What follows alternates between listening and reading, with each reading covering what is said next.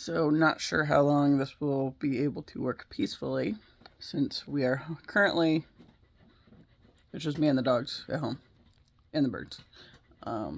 But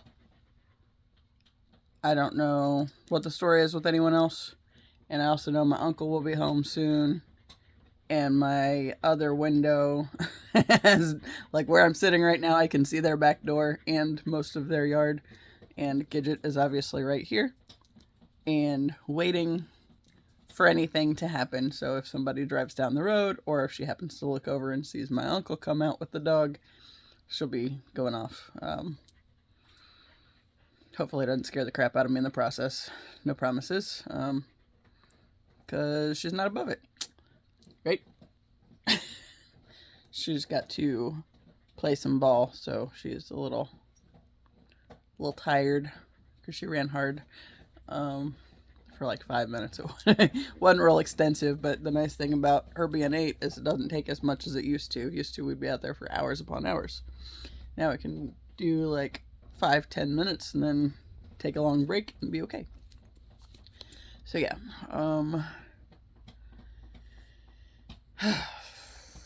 yesterday we took Gracie to lunch and went bowling. We were gonna go to the zoo, but that fell through because of weather. Plus, they got back late, so I don't know what time. My brother didn't wake Gracie up to get her ready for anything yesterday until like after 1. So the zoo wouldn't have worked out at that rate. He had mentioned if we went to the zoo that we should probably push it back a little bit. It's like I don't like going. I mean, I don't know how it is on the weekends. Hi. But generally like going a little earlier and hoping for the best on parking in the actual lot, because membership perk is free parking. And I mean,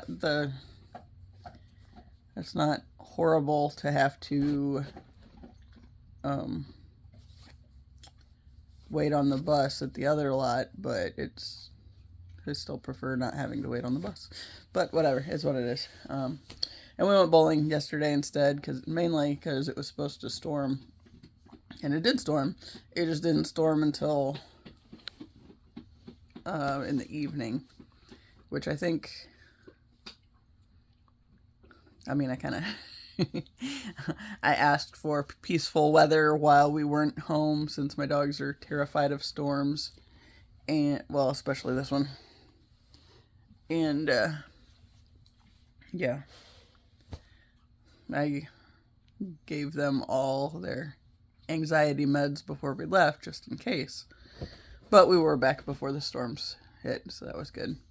And when we were dropping Gracie off, we sat in the driveway for probably about a half an hour to talk to my brother and his wife. Gracie had all sorts of information, and my mom kept asking her questions, and I was just like,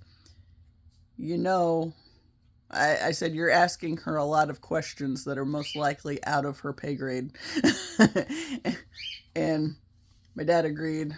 My mom was like, well, I don't think so. It's like, you're asking about like the neighborhood and I don't know, certain things, like if it has an HOA or something. It's like, the kid's smart and she picks up a whole lot of stuff, but that's not really something that she needs to care about. Apparently she's fixated on wanting a kitten, and has discovered Pet Finder. So she's all about that. We just kept telling her that one of the things that she has to keep in mind is before they're able to get a cat, they have to make sure that their dogs are able to handle having a cat as well. And I don't think their dogs have ever been around a cat. I know India likes to chase after birds when they land, when we're walking, but she's never been around a cat, I don't think. Granted, if it has its claws, then I don't think they remove them anymore these days. So if it's got its claws, it can protect itself and teach her in a hurry, I guess, some respect and some manners. That was one thing I loved about Aphrodite. She had her claws, and it's like, for the sake of that cat being around my ex and Ziva back when we got her, it's like she needs to be able to protect herself, especially from the human. So yeah, but she was great. And then Taz is the only one I think she really came close to needing to use the actual claws on. She might have got Ziva once or twice when she was a puppy, but Ziva mainly just loved her. She did get a little rough at times, but then she'd just be standing next to me wagging her tail, and Aphrodite'd be sitting on the bar stool, and she'd just start batting at Ziva's tail. I don't know if that's... Hopefully they're not turning down here. Yep. This morning, I was thinking about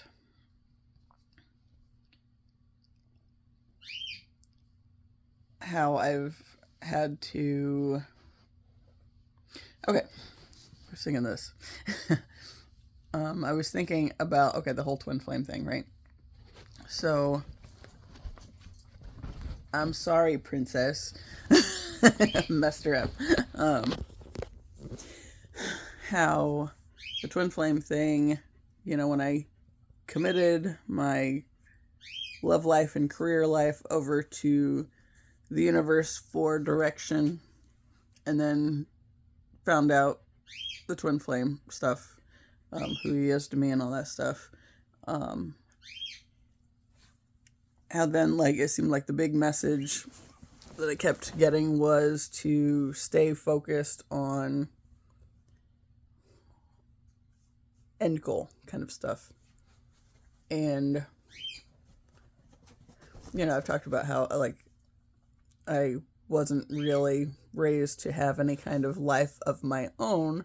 So when I started trying to figure out what I wanted in life, it's like I even have the awareness of what I could dream for, what was acceptable and within my range of things that I could have, right?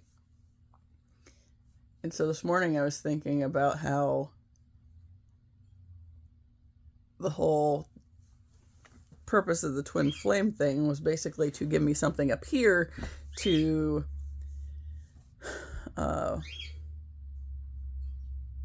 keep my focus on briefly. Okay, not to completely be consumed by this as end goal thing, but in ideal circumstances, start having something that I could, think towards. And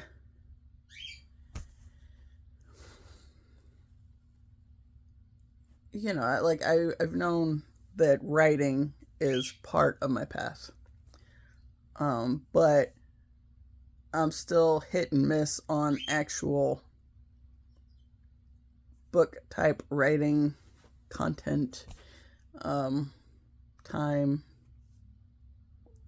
I do this thing and still focusing on the other stuff that I have to work on. Today's task is I have decided I'm going to reorganize the shelves, right? And, okay, it's a hot mess, but I'm going to show you anyway. So I got this chaos with, kindly disregard the dog, with all my plants. There is actually, my phone doesn't know what to what to focus on. Behind the fishbowl with a fish net in it, which doesn't have anything in it, there is a fishbowl that has the fish in it, and then I got this waterfall over here that doesn't have anything in it, and my picture's still in front of it that I still haven't gotten hung up. Oh man, that is trippy. So one of today's goals is to reorganize that and kind of shuffle some stuff around. And then go ahead and show this one too. This one's a real hot mess. So disregard that, and it needs to be dusted too. but it is what it is. So as long as my underwear drawer is not open, oh, you can't even see it. Okay, all this chaos. Right. So the current focus is just to clear those off, dust them, and start reorganizing things, because the shelf that I just showed you, it's kind of been a catch-all for the moving process, because that was one thing that did not get moved this time. Granted, that is that shelf's second home. However, it got put in that spot when this was the office. And, I mean, the TV is still where it is, which is just right up over the dresser that's next to this, or the chest of drawers. It used to be the actual dresser over here, and I had the surge protector on the dresser for that stuff. But then when I moved the dresser over there and the chest of drawers over here, the surge protector is kind of dangling by the cords that are plugged into it, which is not convenient because the shelf that it's plugged into has all my little furry bones creature things. These little dudes. Yeah. So I still got to work on that, and that obsidian needs to go somewhere. I mean, the obsidian would probably stay in here. I don't know that I want to put it on my headboard, though. I mean, as charming as that is. Just because that's a big-ass sphere, and if that headboard gets bumped just right, I would like to not knock it off. But that said, it's also pretty sturdy, and the bed's shoved way up against it, so but it's not screwed into the headboard. It's just leaning against it. So, still not sure I want to put the obsidian on it in case it were to get knocked off and land on me or a dog. That's a heavy spear. I don't want that on my head. I don't know, but that's not a good spot for it. And this whole thing, my TV is nasty too.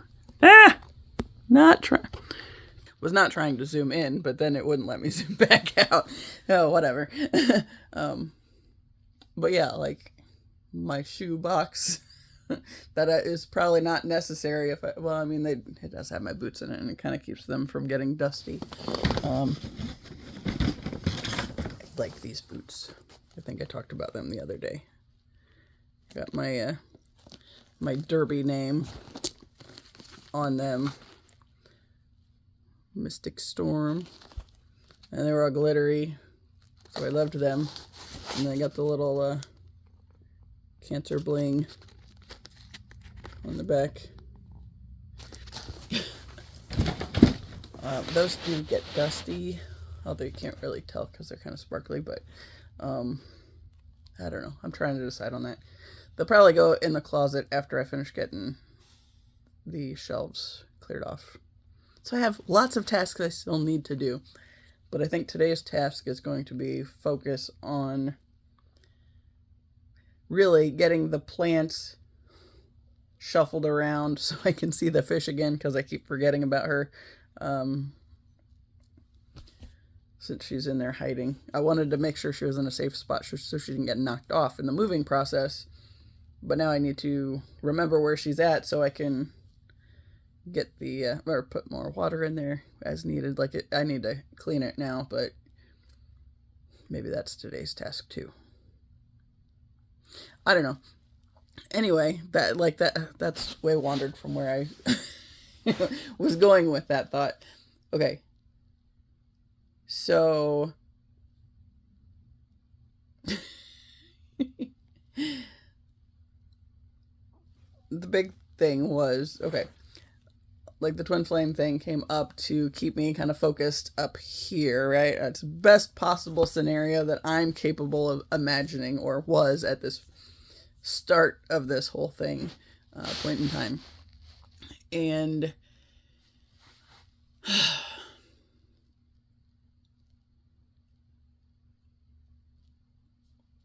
like the writing part, I know that's part of my path too. And the writing thing is the one thing that I've kind of been able to keep as end goal kind of idea, but at the same time, it's been harder for me to focus on the steps to get to that end goal. And I think it's largely because the twin flame thing is so wrapped up in the career part as well. Because again, that's the storytelling element, and that's the story that has been motivating me to keep moving when I might otherwise have completely given up along the way. Because that's the thing that I've always done, is like, nope, this is like, that's too lofty, and give up on it and get distracted with other things, and chase the stuff that doesn't really matter, and or the connections that aren't really good for me but don't require me to step up into a higher level of who I am here to be. Sorry, my brother sent me a message. He asked what she was afraid of, and I had to think of what I had sent him. I sent him a picture of Ziva crawling under the bird cage. It was just like her hips, legs, and feet and her tail were out the back or out the front of the cage. So he asked what she was afraid of. She wasn't afraid of anything. She's down there looking for bird seed. She's very into bird food. But yeah, it's like the writing thing is one of those things that I've always had an awareness of it as end goal kind of thing, but I still didn't know how to get there and like to put forth the steps to get me to that point. And largely because, like I said, the writing is very much wrapped up in the twin flame journey, because the twin flame journey is basically the highest possible scenario. The puppy is out back and I can see her, but Gidget is over here laying down. I showed you where she was at a second ago. So she's not where she can see the window now. So hopefully that's not a problem. But anyway, the twin flame thing at the end of the day is the big thing that has kept me moving even when things got really hard, right? And like the healing part of this whole journey has been the hardest thing of all, but then a big part of that was starting the YouTube channel. Brother sent me another message, sorry. Because the YouTube channel has given me a sort of talk therapy space to process some things out of my system. And I think, I've talked before about how I think like the big thing is to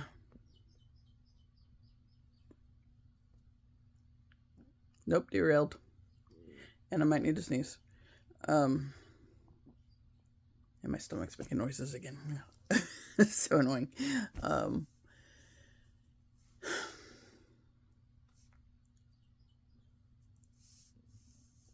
So like the healing end of things, there's lots of times where it got really, really hard and I would have just shut down and said, fuck it. I'm not doing it. Not doing this can't possibly be worth it, right? But I think that was the point of like the whole thing, was to go to those deep, dark spaces within myself, to heal them there, and have this other thing to keep me moving forward and remembering why I was doing it, right? So then, as I started to make big moves, like the YouTube channel was huge for me, because when I started it, like I was still terrified of using my voice, and I literally only started the channel because I had the realization that he had to be in some kind of spotlight for me to find him, but then how would he ever find me if I wasn't doing anything more than what I was doing, right? And that was just whatever odd jobs come up around me that are safe and just existing in a very small, not exciting existence. Yeah. Hold on. Okay. So, she's moving. Hopefully she does not see the puppy. Okay, she's right here now. My bottle of manifestation water over there. I refilled it and then did the same thing over again, which was just write things you want to manifest on a piece of paper and, put the water on it, and then every day sip from the water and remember the things you want to manifest. And, this time around, the big things is clarity on what I do want, and that the stuff that's standing in the way be that of where I'm meant to go, like physical location wise, and I talked about how I feel like I'm meant to be in Philadelphia at some point in time. I've talked about this little cottage house that I keep seeing now and painting the whole space like this chaotic space. I mean, probably not a tree next time, but with the color splatters and all that fun stuff. Ah! There, yeah. Yeah, that paint job. Having it done throughout the house, right? So, yeah, so I was thinking about how, I'm basically like working from the top down the past, all this healing journey type. And, sorry, I'm all slouchy. Yeah.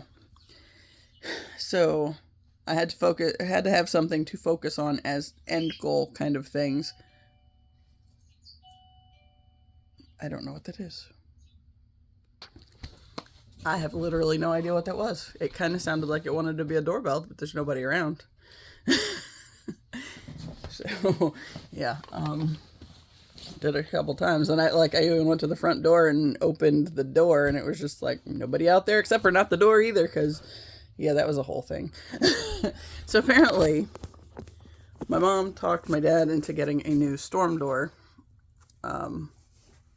because that's like, okay, the front door of the house, the door we had for it, like when we open it, when it's like nice and warm outside, that's usually where the best breeze comes in at. And cause the screen was at the top of the door, and at some point my dad was bringing softener salt in and stuck his elbow through the screen and could not fix it because it's one that rolls, and so it's really complicated. Even called the company to see if they had a way of fixing it, and I think they sent somebody out and they said it couldn't be fixed. So we're at the point of having to get a new door, right? So we had the one, and for a while we had duct taped the glass into place because like the glass won't stay in right either.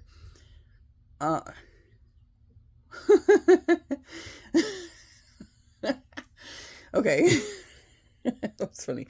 Okay, so the other day, we live behind us. There is this retention pond in a neighborhood that didn't used to be there. Like, we've lived here since I was 4.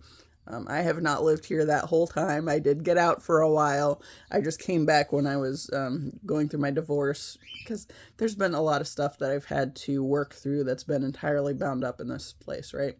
Anyway, there is a fence.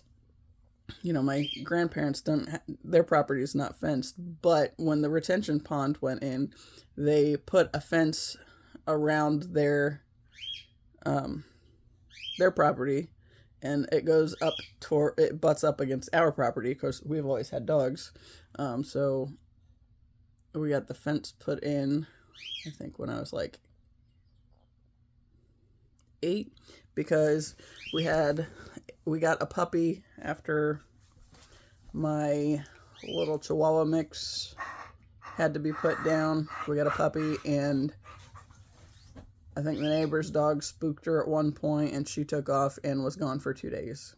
And that was a whole traumatic thing, so we got a fence after that, right?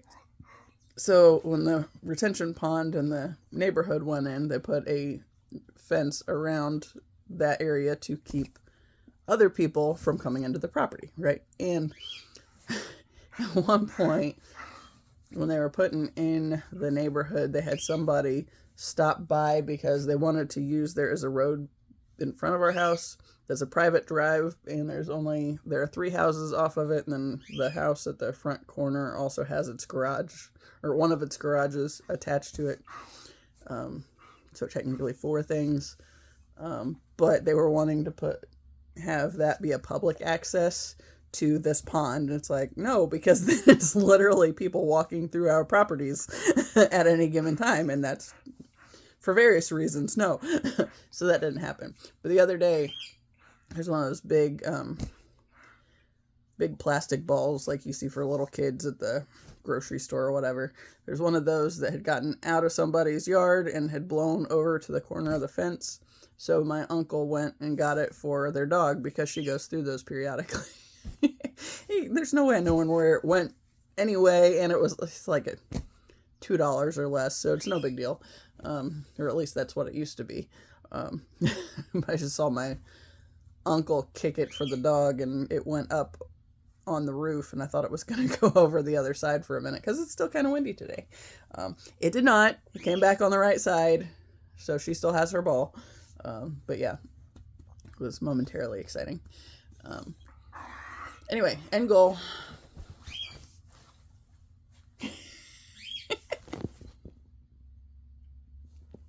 She'll never know what to think about me.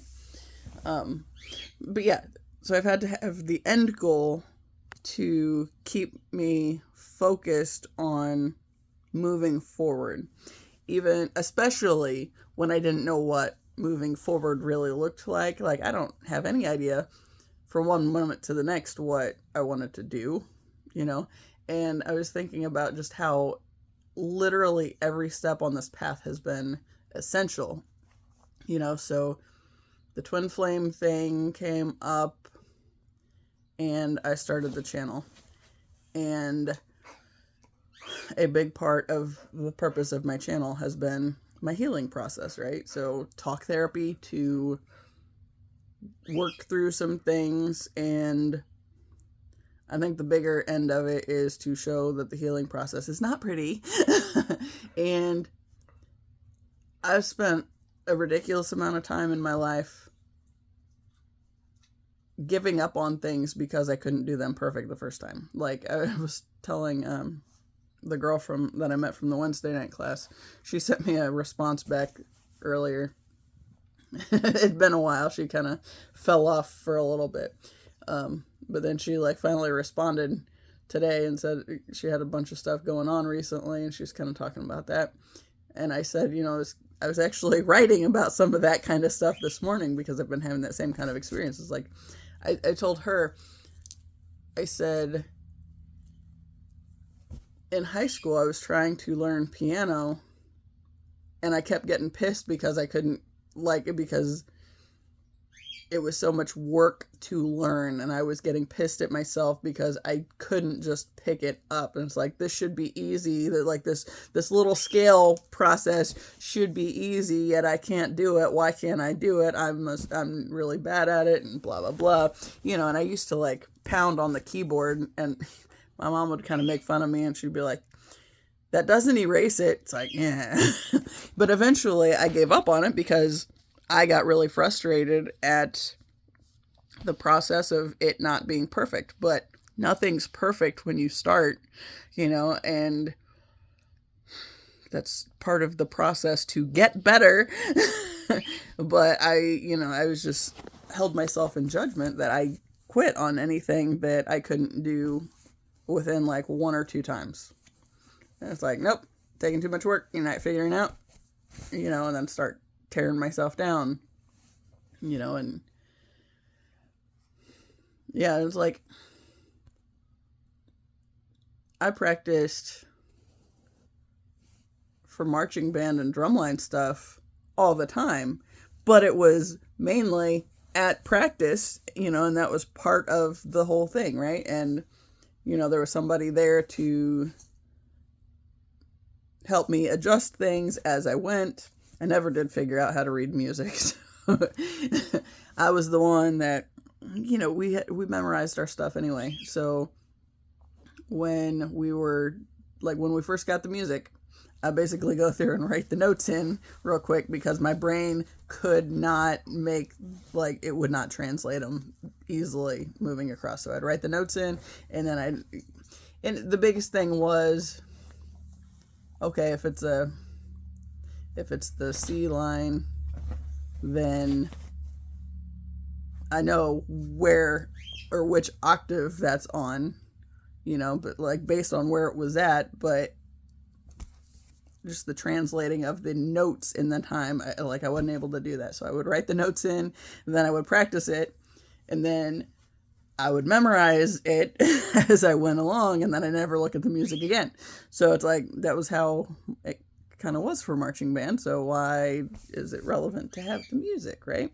Which, I mean, it's less than ideal if you're doing like concert band stuff and you are able to have the music in front of you. But yeah, it's still the whole learning process. And honestly, had it not been for the ability to memorize with the practicing and going along that way, I probably would have given up on that at some point too. But luckily, the class structure was able to kind of help keep me in place on that one. But yeah, it's like if I couldn't do something perfectly, then I would give up on it. And that has been my life issue. Just, you suck at this. And rather than practicing to get better, then it was just walk away and find something else. We're just clearly not meant to do this one. I mean, depending on how bad it was. But yeah, it's like that's not helpful for anything. And it definitely doesn't help you learn a whole lot. So, but I've talked, through my talk therapy, I've also talked through, some of the issues that went into why that was how I was on it too. Like with the pictures, and then I finally won this contest with a picture that I took, and then, my parents hijacked the moment when I found out that I won, and then I spent the rest of the day crying. And it wasn't all completely about the bear picture at that point. It was the realizations that I was having connected to the bear.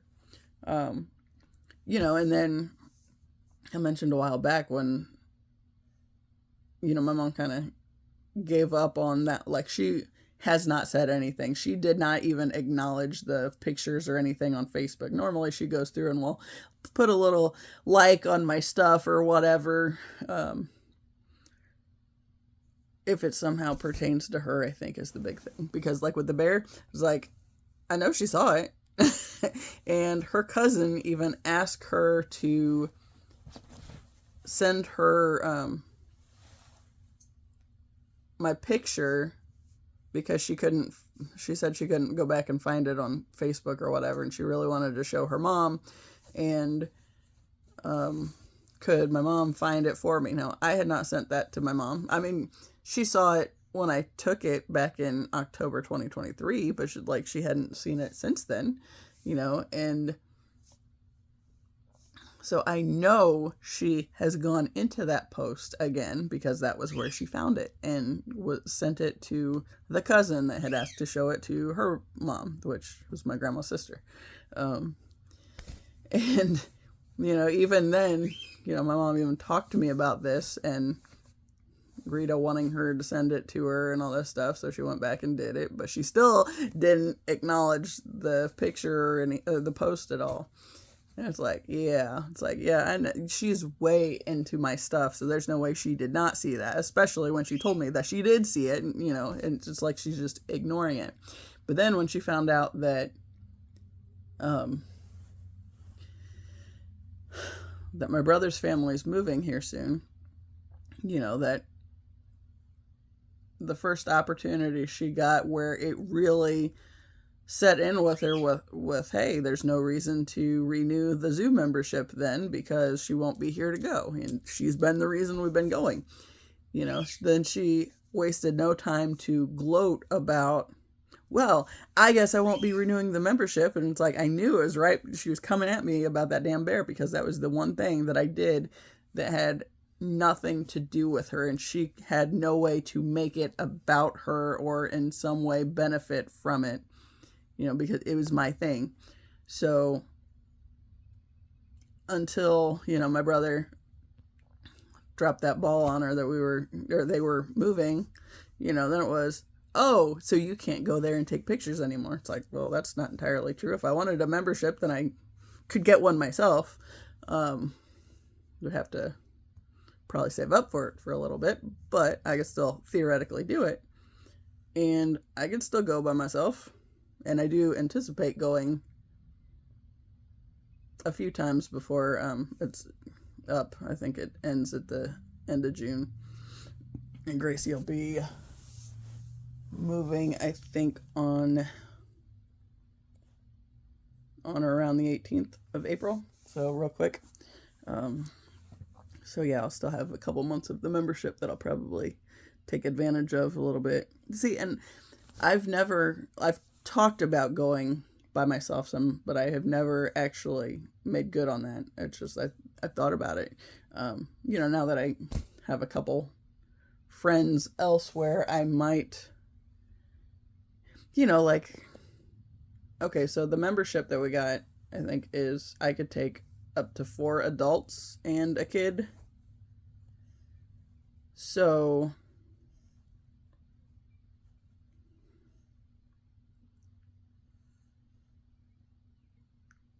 I could have Ben and his family meet me over there at some point and get them all in. Or, other friends. I've met up with some, we tried to meet up with a derby group at one point there, and it didn't. We ended up not spending the day with the derby people because it was like a whole ordeal getting there, because there was construction everywhere that I tried to go to get there, and then it was just nonstop issues, and then it's like, nope, go ahead and do your thing without us, and maybe we'll see you at some point. I think we bumped into him at one point in the day, and that was it, but it was still fine. But yeah, I've talked to other people about if they wanted to go, I could help them. But yeah.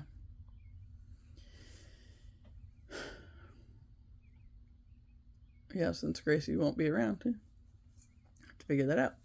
But no, I'm not going to get a membership here because I'm really hoping that in the near future I will end up moving states without my family in the middle of it. I just don't know how all that's going to look. Because I was thinking, even if currently I don't have a car that would go with me for the trip, because the one that I've been using is my parents'.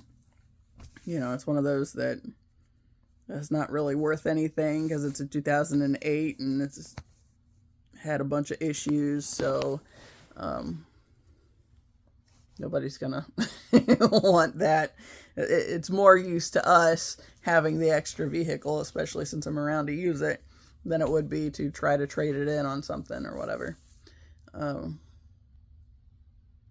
yeah, it's okay, so when I do go to move, trying to think about how I can make this happen and move my dogs with me and not have my parents involved in it, because I'm pretty sure there's a good chance I don't want them knowing where I end up at for a good time. I don't know.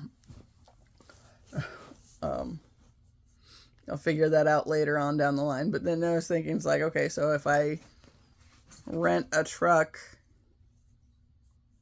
to take my stuff there, it's then I still have to consider how I'm going to get the 2 birds and 3 dogs, which not little dogs either. They're all 3 medium size, so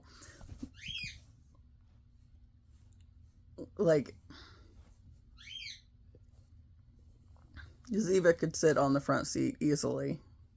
The other 2 could sit on the floor. It wouldn't be so easily, but they could theoretically do it, right? So it's just been brainstorming all these different things. It's it's not going to be fun either way, but maybe I'll have further friends at that point in time. Or maybe I'll just be able to hire a moving company or something. I'll figure it out, but I don't know. But like, I think that's also why I am where I'm at now and just have the end goal to focus on. It's like I've started to, as I focus on the end goal, then I'm able to see other things start falling into place. Like, okay, when I loosely posed the question of if I could go anywhere, where would it be? You know, it still took a while before I really, all the pieces came in together to show me that like my life has been nudging me in the direction of Philadelphia. Like basically for a long time. You know, and of course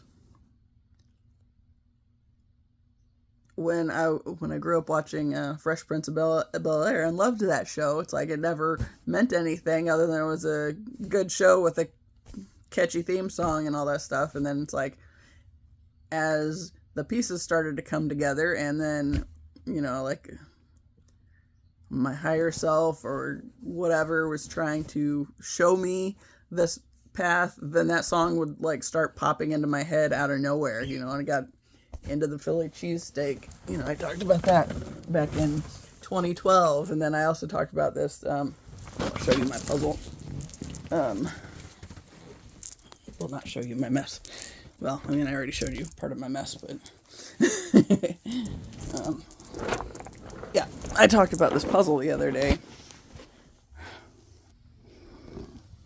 My aunt and uncle got me this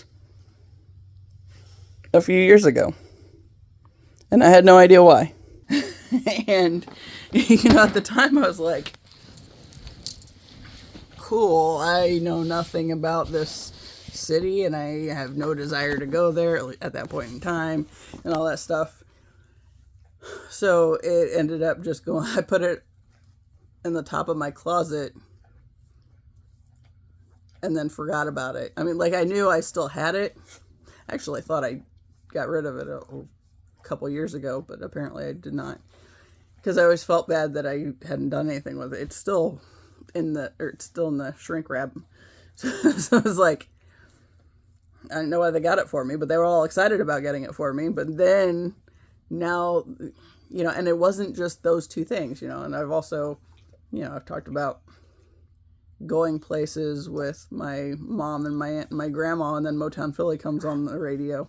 And that didn't mean anything before until I started putting the other pieces together about that was where I wanted to go. And it's like, wait a second. And then I'm just seeing how it's kind of been dancing around me my whole life, you know, like his name and his birth date and the various places that it's shown up. You know, it's just been little things that I was always loosely aware of, but I never realized it meant anything until I was ready to be made aware that it meant something, and it was to point me in that direction. You know, and even then, when I started thinking Pennsylvania, then it was, well, I've never thought about that at all. I think I've been through the edge of Pennsylvania one time when we were on our way to, well, it would have been two times to and from Niagara Falls. And it wasn't to see anything exciting. Like, I don't really remember anything about the trip other than that we went through the edge of the state, and that was it. You know, but then when I posed that question, you know, and then Pennsylvania came to mind first, and I don't remember all the details of that and how I started realizing that it was that particular state was calling to me. But then, like, as I tried to hone it down, because, okay, zoo memberships, that wasn't something we ever had in my lifetime. And the only reason we've had it the past, I think, 4 years has been because Gracie's been around, and we've spent a lot of time with Gracie, and she was enjoying it too. So it was something fun we could all do. to take her out to the zoo for the day.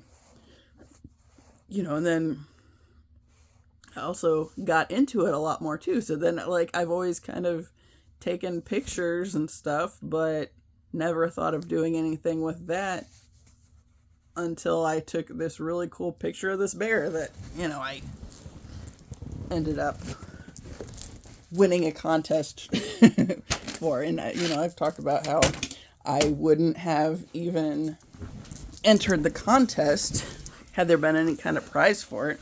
Oh, by the way, I did mention a while back that I had a prize package.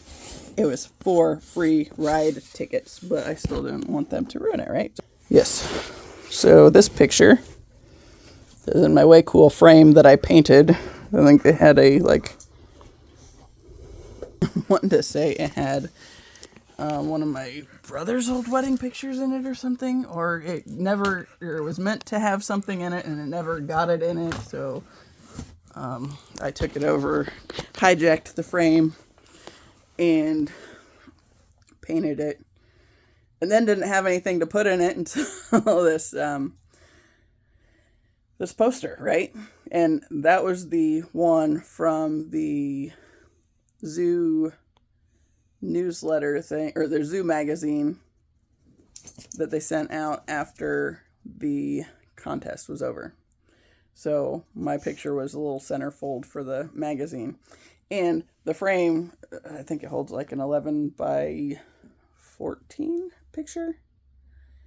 And the poster was 11 by 17. So I had to trim off 3 inches. But I made it work, and now it's perfect for that. You know, and it's like just these little details that have come up that it's like I've always kind of been into these sorts of things. Like, I've always taken pictures, but never anything seriously, or that I thought I would ever try to do anything with, because I just didn't know, right? And because, oh, don't start.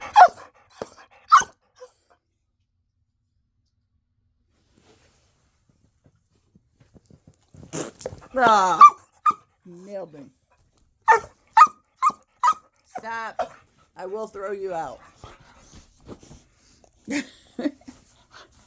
Anyway, really like this shirt, by the way. My gem shirt with Showtime Synergy, which, honestly, that has a whole new meaning for me here lately, too. You know, and that was a show I used to watch when I was, like, 4. And was really into back then and all that stuff. Now I can't, hold on. Now I can't fix my zipper. So yeah, it's like, oh, going back to the Philly thing, like, you know, like the Philly cheesesteak, I got into that sandwich on a date with my ex-husband, like early on. And it's like at that time frame, it was like 2012 when I met him. And I've mentioned here before, I didn't take him seriously when he first reached out to me on the dating app. And I was like, didn't take him seriously, shouldn't have entertained any of it at all, would have saved myself a whole lot of trouble, you know, but also would have missed the lessons, and that was kind of the point of it. But it was like, the first time I actually heard the term twin flame was at that time period, and I thought it was like, I didn't know what it was completely. I felt like it had something to do with my path, but I didn't know what any of it was. And since I was so busy running from myself rather than turning in to figure out what any of it meant, I didn't figure out what it meant. You know, I figured it was just like something.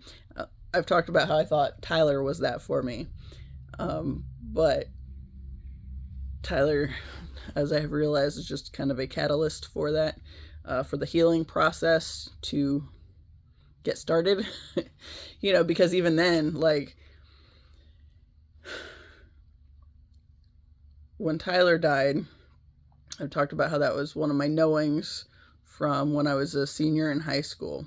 I knew that he was going to die sometime in our mid-40s, and his death would somehow be connected with me finally starting to make sense of things for myself, right? But that I would start to figure it out for myself when I was 40. So, because I was afraid of this premonition that I'd had, I don't know what else to call it, it's just, it was really strongly convinced that that was the thing that was going to happen, but was terrified of it, so I ran from it. And I thought, because of how I received the information, that, I took it as Tyler's death was somehow my fault, right? And then I was like trying to run away from all of that as hard and fast as I could, and so I disconnected. And then there were like several times over the years that I felt like I was supposed to reach out to him, and I just could not bring myself to do it. And then when he finally did pass away, then it was like, well, running didn't make it not happen, so now what? And basically I just took it as the thing to get me started on the healing process. And through his death, I started writing him letters, because I figured whatever was on the other side of death, there was no sense in like I would have absolutely lied about it before, like the stuff that I was carrying. I wouldn't have told him about that stuff. I actively avoided dealing with all of that stuff. But then I figured after he died, whatever I would have lied about, he would have already known anyway. So I started writing him letters and actually facing the stuff that I'd been carrying all my life and making sense of it. So it's like his death was the thing that gave me space to start healing. But then, it only went so far because there was a lot of stuff to heal from, y'all. Which my channel has been mainly devoted to, that process. So yeah. But it's like, if I would have tried to dream bigger about having any kind of life for myself, I still would have been basically trying to dodge the stuff that I knew deep down I had to work through before I could actually, move on to the next thing. And it's kind of funny. There was OAR has a song that came out sometime since I've been back here, as I was going through my divorce. I go through. I listened to that song over and over again for the early part of the healing process once I moved back home. And like I said, Tyler's death, I was only able to touch so much of the healing in that time. And then, it gave me enough room to be able to go back to Alabama the last time with my now ex, and to look at all the things that were not working out for me. Like, he actively was lying to me about several things, and starting with, he decided to get a water monitor without talking to me about it first. These things get up to like 12 feet in length from nose to tail, and he even admitted that he only told me about it because he wouldn't be able to lie about it forever.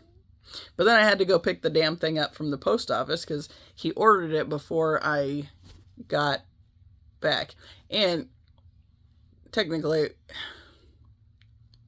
I think the one he got was the third he had ordered. The first one, it came from a sketchy company that I think just was notorious for taking them out of the wild and giving people unhealthy animals. And so the first one he bought died. They were supposed to have sent him a second one. It also died. Now, this is from the liar that told me about it's perspective. This is what he told me. So I have no idea how much of that is accurate. The one that finally lived, I think he had given up on that company and ordered from somebody else. But he also tried to tell me that because they felt bad that the 2 animals they had sent had died, they finally sent him a healthy one and also sent him a free tegu because the others hadn't worked out. It's like, who in their right mind, especially any kind of company that has animals that they're working with, who in their right mind would send somebody a free tegu? Like, when those things, I think, get at least 6 feet in length too. It's like, that is a really big commitment for somebody that might not have the setup for it. And of course, we didn't have the setup for it when we started out. But yeah, like, I had to go pick up the water monitor from the post office and he had ordered it from a different company, Fives. And that was a whole ordeal in and of itself. I don't remember if he had gotten the tegu by then or if I had to. I think he had. I don't really remember. It's like, it all runs together. But it's like, Tyler's death helped me clear out enough of the junk that I'd been carrying in my life that I was able to realize that he was doing a bunch of dumb shit that I did not agree with. And I knew I was being lied to a lot. But had it not been for Tyler's death, then I would have just been kicking myself for being an awful human, basically. And, Tyler's death gave me room to realize that a lot of the stuff that I had thought I knew about myself was bullshit. And it was literally conditioning by others in my environment, right?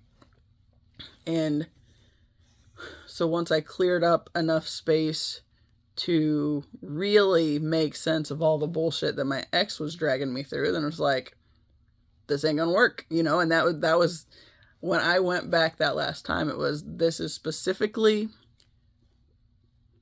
a last ditch effort, and if it does not work out, this is it, done, no more, right? So I feel like the big massive lizards, because he collected a bunch of stuff while I wasn't even there, because I was gone for like 9 months, and he had Gidget and Taz at that time, and so I don't even know what he's doing with them other than leaving them crated for way longer than they ever should have been.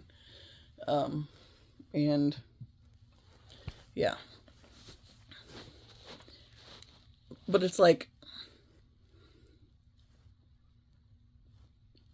I've had thoughts of what, like, throughout my life, of what an ideal scenario for me would be, relationship wise. And okay, I've talked on here a lot too. Like, I've always known, especially since I was 4, that there's like one specific person that I was looking for in my lifetime. And had I not lost sight of that various times along the way, had I trusted myself all along the way, I wouldn't have gotten involved in any of the other situations that I had, so part of my life lessons, I had to go through those to get the lessons I needed to be able to move through those. But I've known since I was 4 years old that there was one specific person that I was looking for. I've talked about that on here before, and I've talked about how I get fixated on songs and stuff, and every time I hear them, then they just make me kind of completely made me stop in my tracks and just feel into the energy of them. And the first one, which was when I was 4, was Somewhere Out There by James Ingram and Linda Ronstadt. That was the first one that like I really got fixated on, and like just all these things were in my awareness, and yet I lost sight of them because of the conditioning that I was going through with the daily life stuff anyway. But like I remember thinking or getting really into the song and the idea that there was this great love story that existed for me, that, you know, we'd go and do our lives and learn whatever lessons we were meant to learn, but then at the right time would be able to come together and it would be unlike anything else, right? And then, you know, like I knew early on that he would have brown hair and brown eyes. That was kind of the extent of what I knew at the early time frame. But then, like, even just seeing how some of the experiences that I've had led me to say, okay, like that won't work, or I really want that, you know, that kind of stuff, like throughout my life. And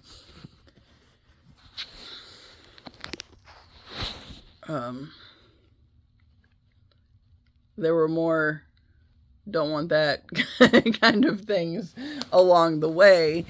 And yet, because of the conditioning and the way that I grew up believing about myself, I didn't think there was any other option. I thought I was just doomed to forever miss the mark, I guess. You know, so that's why I think that I turned my focus on chasing the things outside of myself that I knew were not for me. Like deep down, I knew it was not meant for me, and yet at the same time, because of the conditioning that I grew up in, you know, I felt like I had to make it be for me anyway, and then it just didn't do anything except for make it worse. You know, take me down a path where I would completely lose myself before I was able to find myself. And, you know, I can't say I'm there completely because I'm not where I want to be in the near future.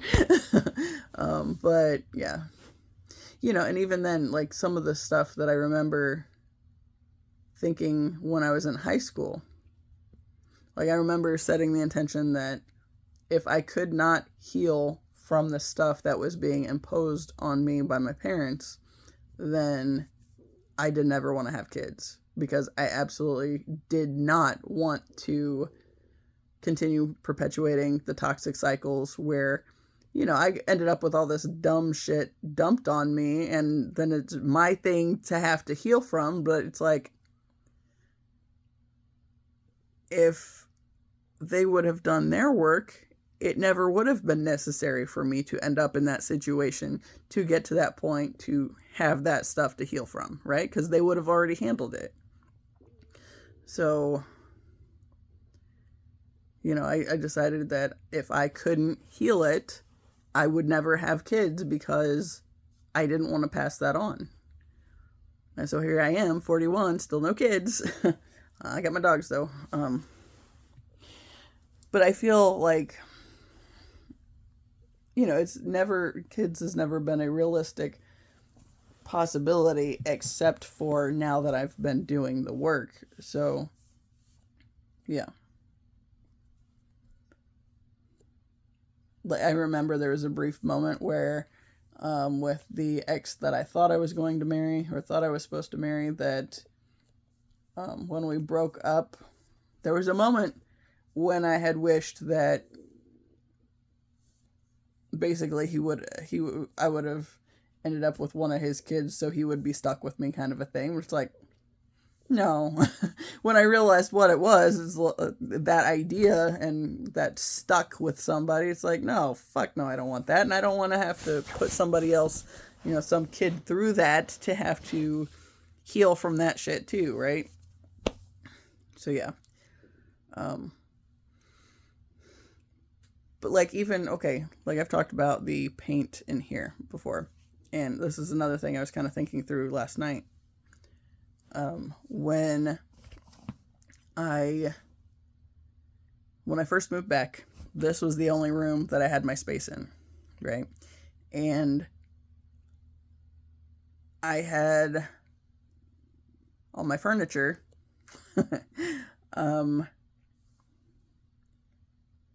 I don't even remember how I did that. I don't think I had my bookcases in here.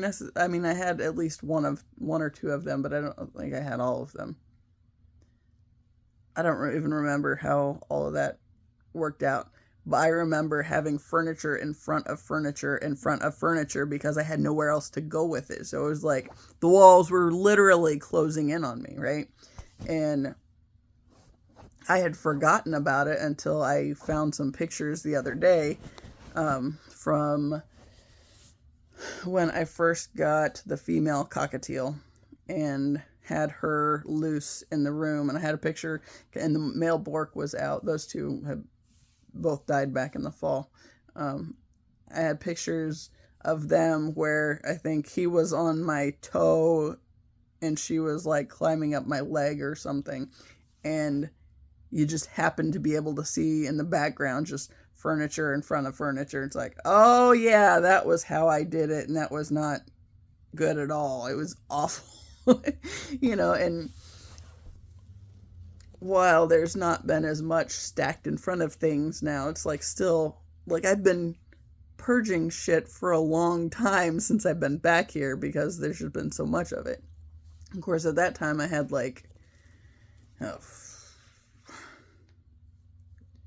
I moved back, I had 7 budgies when I moved back. 7 budgies, 1 cockatiel, and 1 bork. And I think a few of the budgies died off before I got the other cockatiel and other bork. Now, had it not been for the ordeal with my ex, I would never have gotten into the budgies, to be honest. Once I discovered the borks, it's like, man, I never would have had a budgie if I would have realized these bork parakeets were even a thing, because they're way more my speed. Like, they're more chill, they're quieter, like they still chirp, but it's more like in the early morning and early evening hours, kind of dusk and dawn. And budgies is like screeching all the time. The cockatiels, when I had multiples, they were kind of that way too. Buddha does now. When he gets really chatty, I'm finding he has discovered his reflection in the food bowl. He didn't used to have these kind of food bowls, but the ones that came with the cage that go in and fit the little holders in there and come in and out of the cage when I open the little section, they're mirrored on one side. So he has found his reflection and will sing to it. It's awful quiet now, probably because I turned my radio off so I could do this. But yeah, it's like I realized that when I moved back, it's like there was literal chaos everywhere because I had nowhere to go with anything because I had no space. And it's like, as I've been purging stuff out, because, I've talked about that too, how when I first moved back here and had to put a bunch of stuff in the shed, my parents ended up getting a different shed. And it was the one that had the lawnmower in it before, like the bottom had completely fallen out of it and there was like all sorts of shit wrong with it. They had rodents and birds all through it, I think. And it wasn't very big, but it, had, like, that one was kind of decrepit and it was like bad enough. And then I was moving back with all my stuff and they decided to tear that shed down and get a new shed. So they bought a new one and turned the one that had previously been the new one into the garden shed and whatnot. And so I've spent like a ridiculous amount of hours out there pulling everything out of one and, shuffling it around. We've purged a bunch of stuff and, I have spent a huge amount of time on all these projects. And like I wasn't really thinking about it until last night, and it's like, oh yeah, man, I've done a lot of shit since I've been here. And it's like I keep getting frustrated because, well, I'll just show you. This is where we currently are, right? So I have moved stuff out of the closet, but obviously there's still a lot to be done. But you know, like I go in bursts. It's like I get a whole bunch done, and then I have to take a big break for a while. And then I'll get back into something, and then I have to take a break again. You know, so it's like even this process of being here has been completely to help me line up with the stuff that's meant for me. You know, and the twin flame thing came up that literally I loosely knew it was a thing that was meant for me when I heard about it back in 2012. But then I thought, at that time, honestly, I thought it was something I didn't deserve anything good. So I settled for this awful relationship with somebody that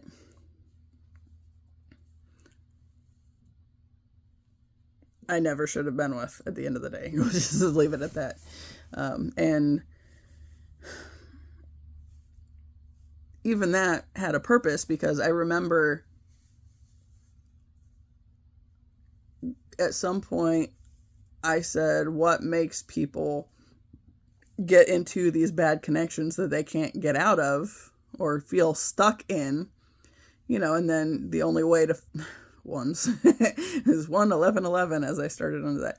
The only way to really understand that is to go through that, right? So 2012, I heard this idea of twin flames. It's the first time I heard the actual term twin flame, and I knew it was for me, but I also had all this other stuff standing in the way of me wanting to figure it out anymore. So I just accepted that Tyler was probably mine, and it was just meant to be some unrequited love thing, because I knew we weren't supposed to be together or whatnot, but I also knew that,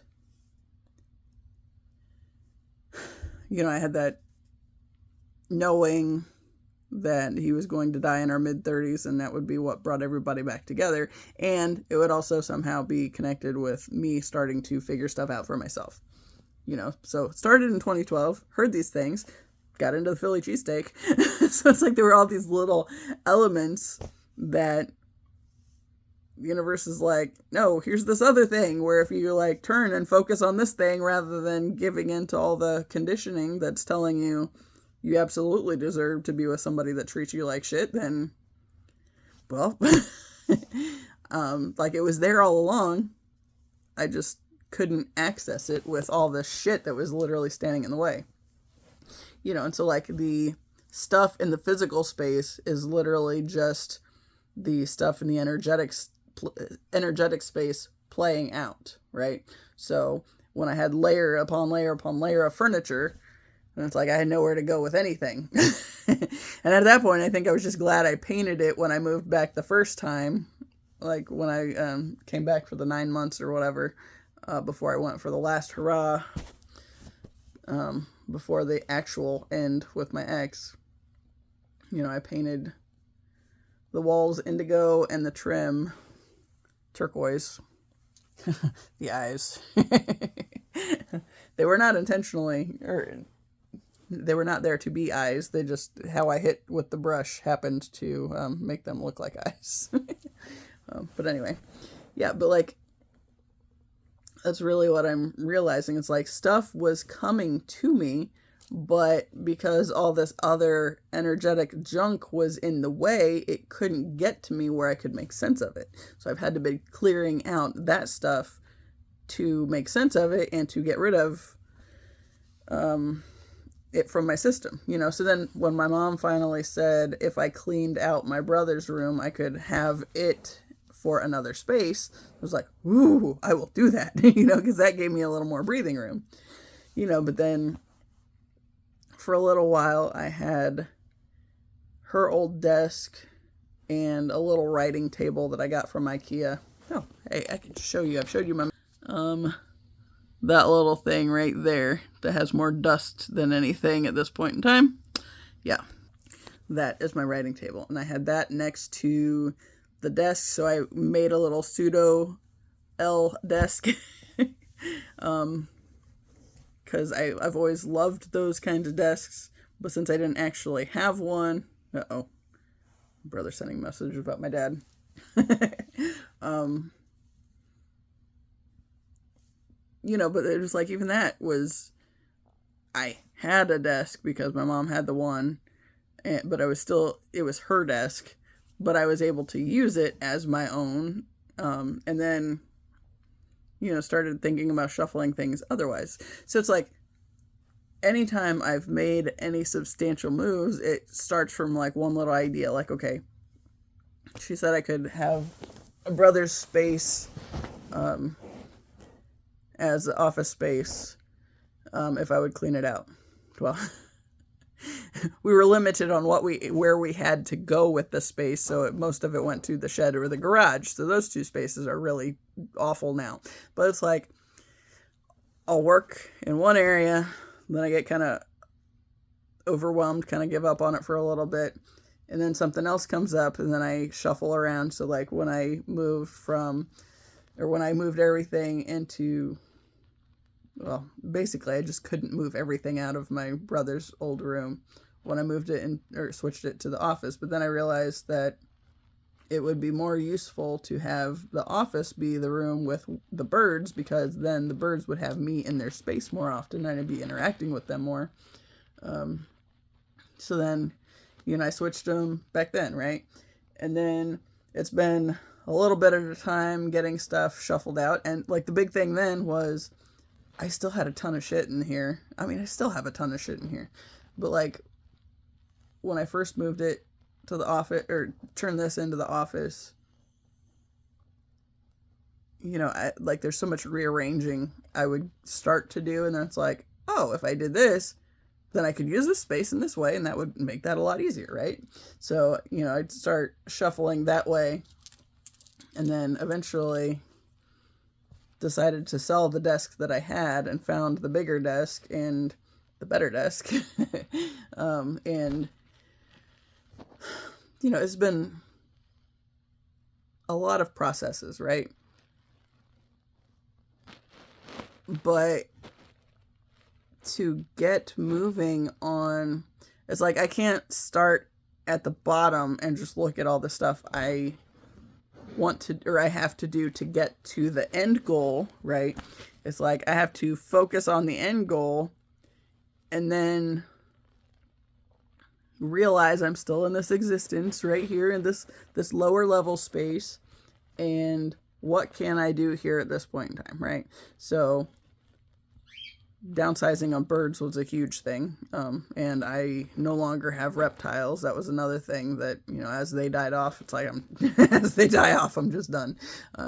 I will probably have a regular fish tank in my space at some point in time, if I'm there enough to deal with it.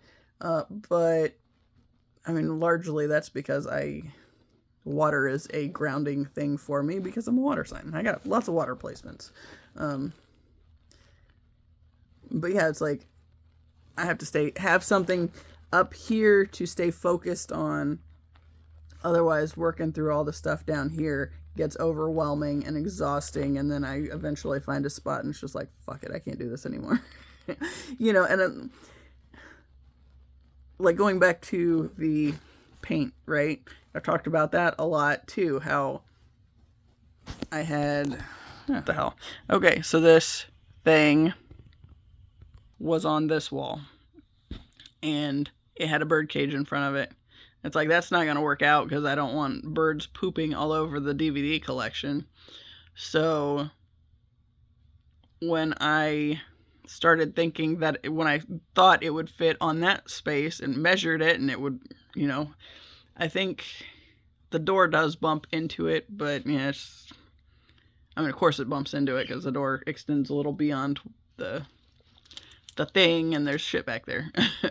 But when I moved it off of this wall, then I realized that my dad had holes in the wall, right? So then it's like, well, I can't leave it like that. That's awful. So I patched them, and then it's like, okay, white patch on indigo paint it's noticeable, right? It's kind of like noticeable, like that spot right there. Even though I did paint that spot, it's just that I only remembered to hit it with the yellow and a tiny bit of the teal or turquoise. But yeah, it looked like that, but white, and it was just like spots all the way down. It's like, so then I had to paint, but then I didn't have any paint, so I started painting it, or I realized I had a bunch of colors because I'd taken on all the paint that my brother and sister-in-law were just going to leave at the old house that they had used there, and it's like, okay, so I don't have the one paint to fix what I already had, but then I was able to make this chaos. And I've talked about, I love this chaos. Like, okay, so even can't see a whole lot of my tree. See a little bit over my headboard. I don't know. Stay. Mess everybody up. Yeah. My poster. But yeah, like all this stuff. I mean, okay, I would have done that corner way different if I would have realized I was painting it all. When I started that, I did not realize I was going to be painting it all. I had the intention of just painting that wall and this section. I was like, wait, where's the other wall? Oh, it's right here behind me. Yeah. I was just going to paint that section with like different colors, and then it's like, no, I'm going to keep going. And then it turned into a do all of it kind of a thing. So, yeah. But, you know, I was thinking, going back to what I was thinking last night. See, I'll eventually get there. It's like, once I realized that I have less of the chaos that I did have in my space, then it became this project where I painted it on the walls. And, you know, even that, I didn't realize what it was until after I did it. And then it's like, now I can see the chaos outside of my system. And it's not just the shit that's like, you know, 3 rows of furniture into the room kind of a thing. It's like on the walls. And, I mean, you can still do a lot of shit in here with just a bunch of chaos on the walls. It's like, it's when the chaos is also here on the floor that it's, yeah, that's not real helpful. But yeah, without the end goal thing, I just kept getting lost in all these lower layers. And it's like, you know, and this is why the writing project hasn't gotten as far along as, like, I know that's a big thing that I meant to do. I meant to write books, like plural, not just one, and about the lessons that I'm learning, but I have to learn it, you know, as I'm going. Some of the Twin Flame journals, quite frankly, have been one of the best things that I have done, you know, and that is like really funny, because I remember thinking at several points along the way, if I had somebody to write to, then it seemed like I would be able to be more consistent about it. But even then, you know, if the Twin Flame thing had come up before I had the lessons with the ex-husband that I was working through, then it wouldn't have appreciated it, wouldn't have made it to that point. You know, it was going back to the conditioning was telling me that anything worthwhile, I was not worth. You know, I was unable to have because I wasn't worth it. And first off, I had to learn that was bullshit. But, you know, not just that it was bullshit, I had to get to the root of why I have believed that about myself too. So my manifestation water over there, where I'm clearing out all the shit that doesn't help and they're just standing in the way, it's working. And obviously I still got a lot to do, but this is like nowhere near as bad as it used to be. So, you know, and that's the big thing. And like, even the fact that I have space in my closet. Yeah, there's a bunch of shit in the living room now that shouldn't be there and won't be there once I get through it. But I've also been going through all the shit that was in the shed, because I had like 20 totes out there, and they made it in here, like into the living room. And I've been going through those too. So it's like, when I talk about, I do the video, I talk through things, get stuff out of my space energetically in this space, and, you know, I can witness it. And if anybody else watches the videos, then it's another witness of it, basically. It's like, okay, now we can do more stuff, right? So do this, spend some time writing, because since I started doing the journals, since I call them the Twin Flame journals, and am writing them as though I'm writing them specifically to him, you know, I've thought, I don't know at this point, you know, whenever I meet him in person, if I actually, I mean, he wouldn't get them immediately. He got to earn that kind of stuff, prove himself to be worthwhile, even though I know he will be. You still got to kind of prove it before you just, here's everything, right? So yeah, like, I've still been writing them as though I'm writing them to him. And like the first one, oh my God, when I started out, it was a hot mess. It sounds like forced effort. And I realized why all the writing that I did before wasn't working out, because it's like trying to be something that I wasn't ready for it to be. You know, and it sounds like trying to be something you weren't ready for it to be, kind of a thing. And it sounds like a hot mess is what it does. So yeah. But it's like everything has been necessary.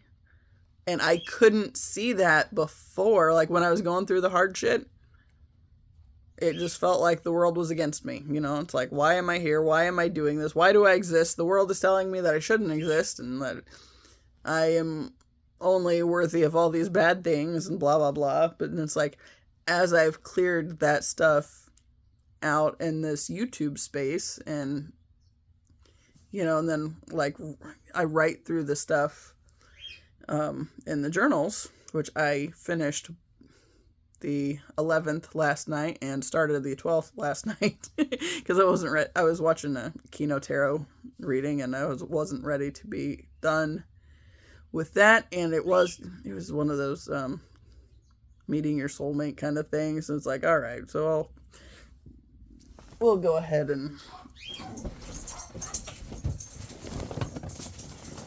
is the neighbor's truck, but they're in there. So I left the door open, and luckily, since I'm not done, yeah, but they're out there. So but yeah, it's like, then I talk through things, and then I write it as I, you know, and sometimes I make more sense of it there. Sometimes it's something I talk through on the YouTube thing gives me an idea for something else. And then, you know, but they're like, they go hand in hand, and I could not do one without the other.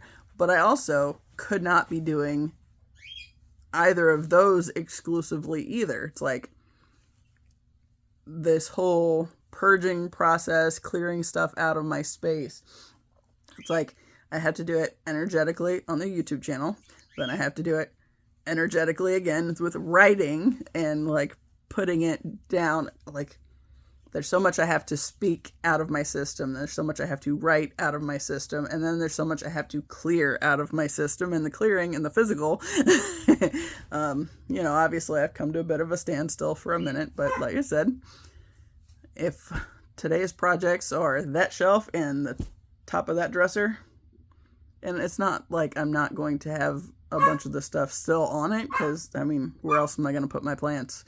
The writing table, I have to work on that one. It's not here, dude. Right, so the writing table, I shuffle that around a little bit, and I can probably put more of them over there. But that's today's agenda. And I still have movies to watch. I think, Jigsaw is the last Saw movie that I have here to watch with me. I think there's others that the library has. And then I have the Scream movies. So I got plenty of movies to go to through it. I also have this one called The Woman King. And still interested in it. They're due back on the 4th, so I have time.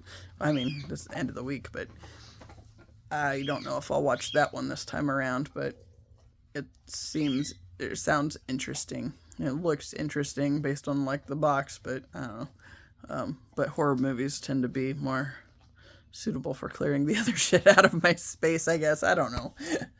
I don't know why. That might be something that comes to me later.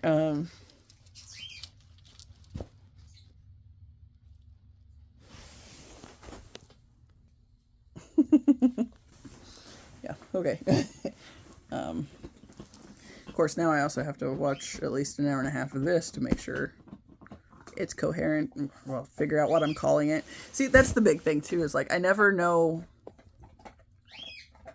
Like, I usually have a vague idea of what I'm going to talk about or of any one thing that I want to mention, and then it just kind of goes from there. So I have to talk so much out of my system, which there, too, is part of why the using my voice thing was so difficult before. And, that was, like, the big thing that was keeping me from doing anything worthwhile. But it's like, for whatever reason, I had to have this massive fear of using my voice, and now I'm finding that it's because it's literally moving stuff out of my energetic space and making sense of it. It's like I'm able to connect the dots through speaking it and then hearing it again and thinking through it again differently, and then I'll write about it another layer and bring more of it together. So it's like this writing project is, lifelong writing project. But then if I am focused on the writing from the down here and not staying focused on this ideal scenario at the upper levels, then I end up giving up. And because the heavy stuff that's hard to move on my own, it's like, if I don't have anything good to look forward to, then I can't ever get there. But if I have, twin flame thing up here that I can keep revisiting this idea of, and then, thinking about other layers that I want to,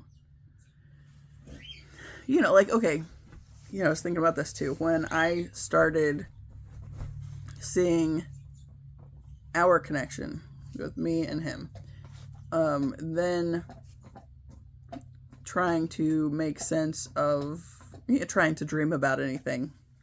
I know what that would look like, but then, like, as I started working through some of the stuff, I would realize that, okay, I'd be having, like, some daydream scenario where, okay, the one I've talked about, how I had one daydream that kind of seemed like it got stuck, and it's like, he brought me flowers, but then it's like, it got stuck, and I just kept getting all these flowers and, all this stuff, and then until I got to a point where I could feel, like, energetically, I got to the point where it's of panic, and heard myself say, I don't deserve this.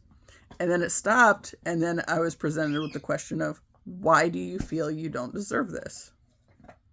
And then I had to work through that. So it's like, it's like the lower levels take you to the point where you get to the anxiety and then get to the breaking point. And then it's like, okay, now step back, breathe. This has not actually happened, but why do you have this idea that you don't deserve the good things, right?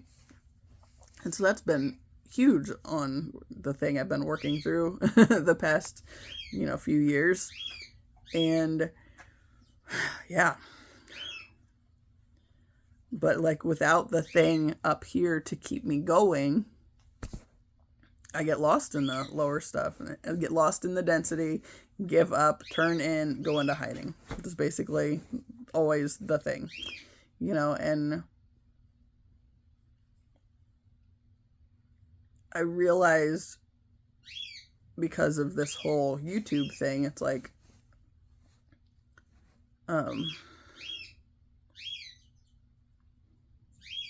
derailed again. Oh, like when I started, I was terrified of the YouTube thing. Like, using my voice? No! Why would I do that? And that's the conditioning that I've talked about a lot on here. My dogs are wondering why I'm not feeding them at the moment. Yes, it's like 4:15. Yeah, that's all right. You live. But like, literally the only reason I started the YouTube channel was because how would he ever find me, right? And if you had told me that I was going to be starting the YouTube channel just to talk about my family all the time, it's like, well, that's kind of shitty. And it's like just all this dense stuff that I've been carrying and have had to process it, but like, what good could come from processing it in a forum that other people will see and could judge people for or whatever, but I think that's the biggest thing. I think at the energetically speaking, I think a whole lot of us have a whole bunch of family drama that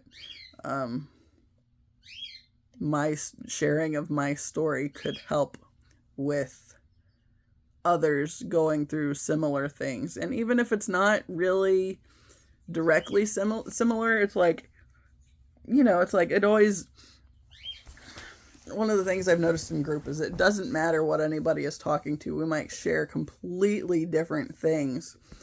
Somebody might have something really good to talk about, and another person might have something not so good that they're dealing with.